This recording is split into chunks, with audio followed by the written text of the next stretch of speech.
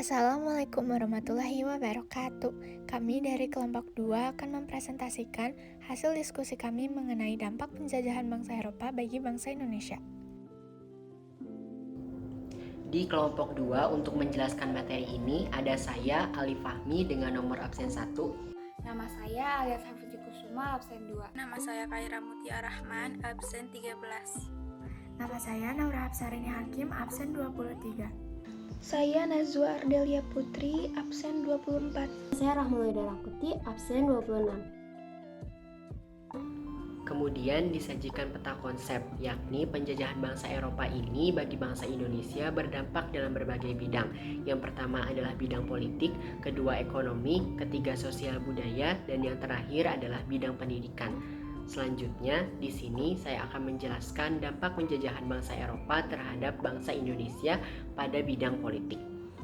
Dalam bidang politik, kolonialisme dan imperialisme bangsa Barat di Indonesia menyebabkan semakin hilangnya kekuasaan politik penguasa Indonesia dan kemudian beralih ke tangan Belanda. Penguasa-penguasa pribumi lokal dan rakyatnya kemudian menjadi bawahan penjajah. Penguasa penjajahan Barat, terutama Belanda, melakukan kebijakan yang sangat ketat dan cenderung menindas, seperti menjalankan politik yang memecah belah atau disebut sebagai divide et impera, melakukan praktik tipu muslihat yang cenderung menghalalkan segala cara, dan kemudian melanggar norma kemanusiaan. Kemudian Inggris dan Belanda melakukan intervensi atau ikut campur dalam masalah istana, seperti dalam pergantian tahta, pengangkatan pejabat-pejabat kerajaan, ataupun partisipasinya dalam menentukan kebijaksanaan pemerintah kerajaan. Dalam masa pemerintahan Dendles, para bupati dijadikan pegawai negeri dan digaji sama seperti saat ini. Padahal menurut adat istiadat dahulu, kedudukan bupati adalah turun-temurun dan mendapat upeti dari rakyat. Praja yang dulu berdasarkan garis keturunan sekarang menjadi sistem kepegawaian. Mereka telah kehilangan hak jabatan yang sebelumnya diwariskan secara turun-temurun. Pada masa ini juga dilakukan pembaharuan politik dan administrasi pemerintahan yang membagi wilayah kekuasaan kolonial Belanda di Jawa menjadi 9 prefektur dan 30 Regencamp atau kabupaten. Setiap prefektur dikepali oleh prefek yang diangkat dari orang Eropa, dan setiap regencamp atau kabupaten dikepalai oleh regen atau bupati yang digaji dan berasal dari kaum pribumi. Pada masa ini juga terdapat dualisme pemerintahan, yaitu pemerintahan Eropa atau Europäisch-Bestur dan pemerintahan pribumi atau Inlands-Bestur. Di lingkungan pemerintahan Eropa terdapat pejabat wilayah yang paling tinggi, yakni residen, yang memimpin wilayah karesidenan. Di bawah residen terdapat asisten residen yang mengepalai wilayah bagian karesidenan, yaitu afdeling. Di bawahnya terhadap controller yang memimpin wilayah kontrol afdeling. Jenjang tertinggi dalam pemerintahan pribumi adalah seorang regen atau bupati yang memimpin wilayah kabupaten. Bupati ini juga dibantu oleh patih. Kemudian terdapat distrik yang dipimpin oleh wedana, dan setiap distrik ini dibagi menjadi underdistrik yang dikepalai oleh asisten wedana. Dan yang paling bawah itu terdapat desa-desa yang kemudian dipimpin oleh pejabat desa. Masa pemerintahan Raffles. Pada masa ini terjadi reformasi sistem pemerintahan, menggantikan sistem tradisional Jawa yang bersifat patrimonial menuju sistem pemerintahan modern yang rasional. Penguasa pribumi dan masyarakat Jawa yang sudah hidup dalam adat istiadat dan ikatan feodal dipaksa untuk mengikuti sistem pemerintahan dan birokrasi baru. Pulau Jawa dibagi menjadi 16 keresidenan. Tiap keresidenan dikepalai oleh residen dan dibantu asisten residen. Hukum yang dulu menggunakan hukum adat diubah menggunakan sistem hukum barat yang modern. Masa pemerintahan kolonial Belanda. Pada masa ini dilakukan politik pasifikasi kewilayahan di Aceh, Sumatera Barat, Jawa, Kalimantan, Sulawesi, Sunda Kecil, Maluku, dan Papua. Penyatuan seluruh wilayah Hindia Belanda berhasil sekitar tahun 1905. Bersatunya Hindia Belanda dikenal dengan Pax Neerlandica. Wilayah ini setelah proklamasi menjadi wilayah Negara Kesatuan Republik Indonesia atau NKRI. Penguasa tertinggi dipegang oleh Gubernur Jenderal dan terdapat lembaga Radvan Indi dan beberapa departemen. Selain itu, sistem pemerintahan di Indonesia sekarang merupakan warisan dari penerapan ajaran Trias Politika yang dijalankan oleh pemerintah kolonial Belanda.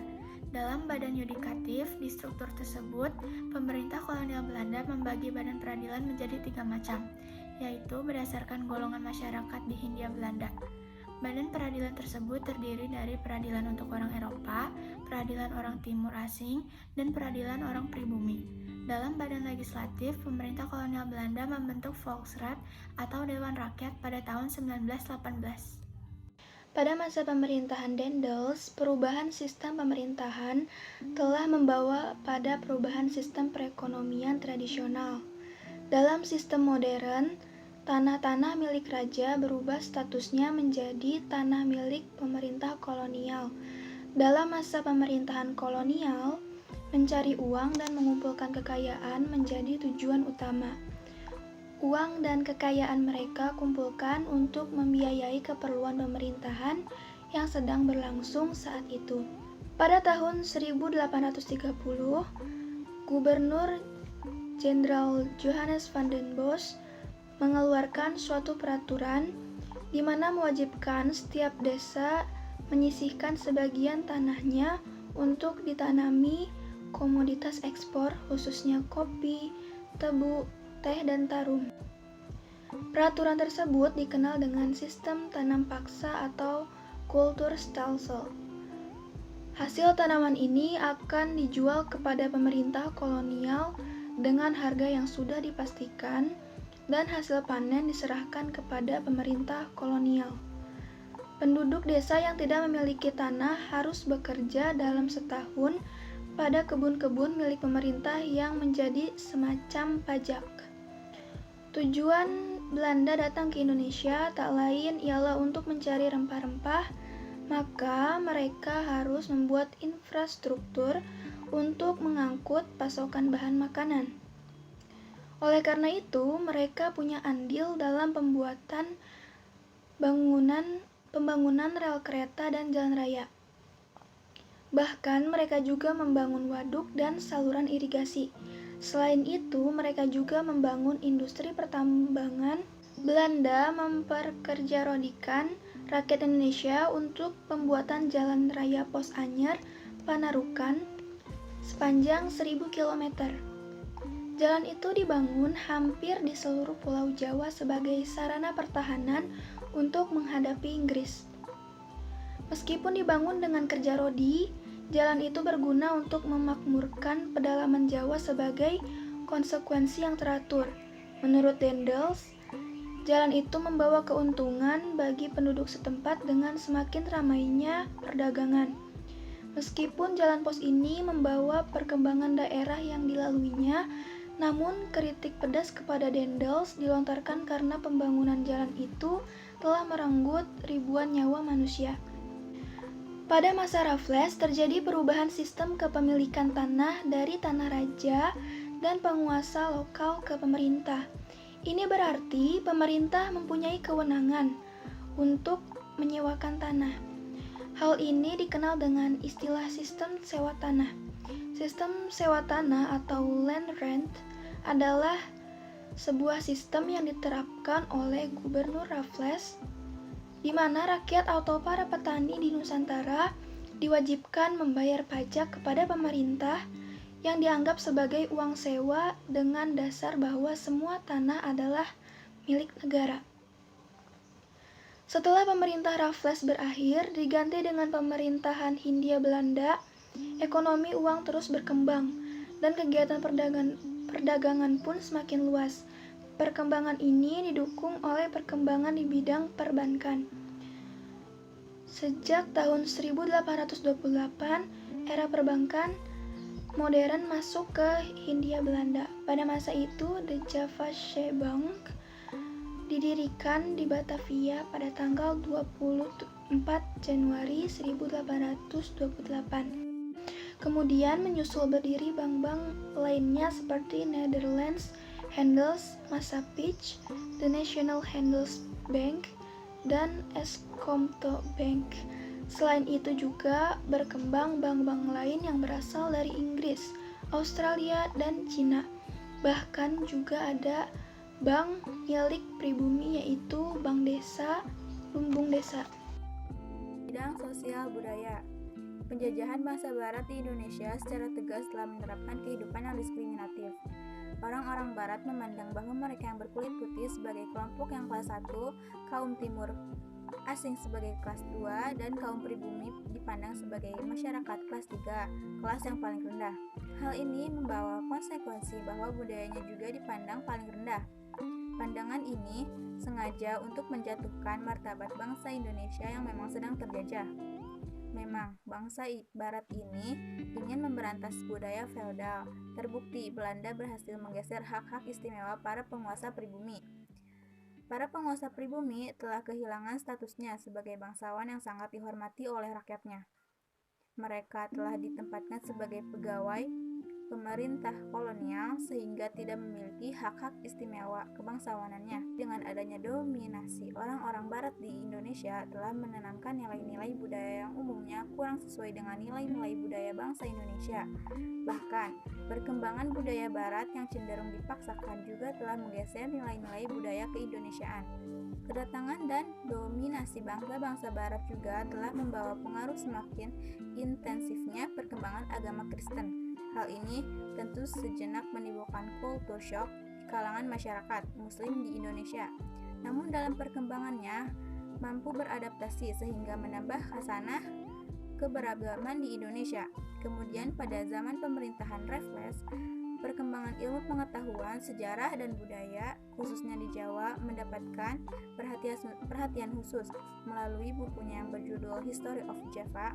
Buku tersebut memuat berbagai aspek sosial dan budaya di Pulau Jawa.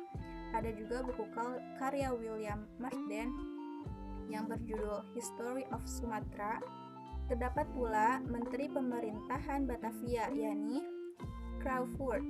Ia menulis buku History of the East Indian Archipelago dalam 3 jilid. Pada akhir abad 15, Van Kol yang menjadi guru bicara sosialis Belanda melancarkan kritik terhadap keadaan Hindia Belanda yang semakin merosot. Ia menyatakan selama 1 abad lebih pemerintah mengambil keuntungan dari penghasilan rakyat, tetapi tidak ada 1% pun yang dikembalikan untuk kesejahteraan rakyat Hindia Belanda. Pada awal abad ke-20, politik kolonial masuki babak baru. Dimulailah era politik etis yang dipimpin oleh Menteri Jajahan Alexander Wildenberg yang kemudian menjadi Gubernur Jenderal Hindia Belanda pada tahun 1909 sampai 1916. Ada 3 program politik etis, yaitu irigasi, edukasi, dan transmigrasi. Adanya politik etis ini membawa pengaruh besar terhadap perubahan era kebijakan politik negeri Belanda atas negeri jajahan. Pada era itu pula muncul simbol baru, yaitu kemajuan. Hal yang sangat penting untuk mendukung simbol kemajuan itu, maka dalam era politik etis ini dikembangkan program pendidikan, yang mana program pendidikan ini tidak ditunjukkan hanya untuk orang Belanda, tetapi juga diperuntukkan untuk kaum pribumi yang tentu saja memenuhi persyaratan-persyaratan tertentu.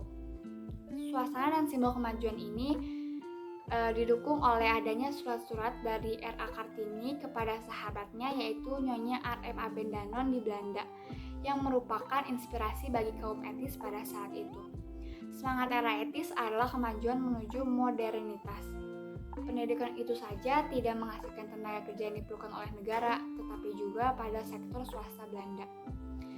Kecil kepada penduduk pribumi, tetapi membawa dampak pada tumbuhnya sekolah-sekolah. Pada tahun 1900 tercatat sebanyak 169 Eurapsela School di seluruh Hindia Belanda. Dari sekolah ini, murid-murid dapat melanjutkan pelajaran ke Stovia, School tot Opleiding van Indische Artsen, kemudian ke Batavia atau Hogere Burgerlijk School. Di samping itu juga dikenal sebagai Sekolah Osvia yang berjumlah 6 buah. Untuk memperluas program pendidikan, maka keberadaan sekolah guru sangat diperlukan. Dikembangkanlah sekolah guru. Sebenarnya, sekolah guru atau quick school sudah dibuka pada tahun 1852 di Solo. Berkembanglah pendidikan di Indonesia. Sejak jenjang pendidikan dasar, seperti Hollands Inland School atau HIS, kemudian Near Whitbread Leger Underwich atau MULO. Untuk kelanjutan pendidikannya, kemudian dibuka sekolah menengah yang disebut Allgemeine Middelbare School atau AMS. Juga ada sekolah Horeca Burgerschool atau HBS. Kemudian khusus untuk kaum pribumi disediakan sekolah kelas 1 yang murid-muridnya berasal dari anak-anak golongan atas yang nantinya akan menjadi pegawai. Kemudian rakyat pada umumnya disediakan sekolah kelas 2 yang berada di Jawa, dikenal dengan sekolah Ongkoloro. Bagi para pemuda aktivis, banyak yang bersekolah di School tot Opleiding van Indische Artsen atau Stovia yang berpusat di Batavia. Sekolah ini sering disebut dengan Sekolah Dokter Jawa. Dari sekolah inilah lahir beberapa tokoh pergerakan kebangsaan. Memang harus diakui, meskipun penduduk pribumi yang dapat bersekolah sangat sedikit, namun keberadaan sekolah ini telah menumbuhkan kesadaran di kalangan pribumi akan pentingnya pendidikan. Hal ini mempercepat proses modernisasi dan munculnya kaum terpelajar yang akan membawa pada kesadaran nasionalisme. Munculnya kaum terpelajar itu mendorong munculnya surat kabar seperti Pewarta Priai yang dikelola oleh R.M. Cokro Adikusumo, juga koran-koran lain seperti Surat Kabar Depredjebod tahun 1885 di Bandung, Daily Koran tahun 1884 di Sumatera Timur, Makassar Koran tahun 1902 di Sulawesi, Bromartani 1855 di Surakarta, Bintang Hindia tahun 1902 yang dikelola oleh Abdul Rifai, membawa pencerahan di kalangan pribumi. Dari berbagai informasi yang ada di surat kabar inilah, lambat laun kesadaran akan pentingnya persamaan, kemerdekaan terus menyebar ke kalangan terpelajar di seluruh wilayah Hindia Belanda. Berkat informasi yang berkembang inilah, kaum terpelajar terus melakukan dialog dan berdebat tentang masa depan tanah kelahirannya, sehingga kesadaran pentingnya kemerdekaan terus berkembang dari waktu ke waktu, yang puncaknya adalah adanya kesadaran untuk menjadi satu tanah air, satu bangsa, satu bahasa, yaitu Indonesia, pada 28 Oktober 1928. Sekian presentasi dari kelompok kami. Mohon maaf bila ada kesalahan. Wassalamualaikum warahmatullahi wabarakatuh.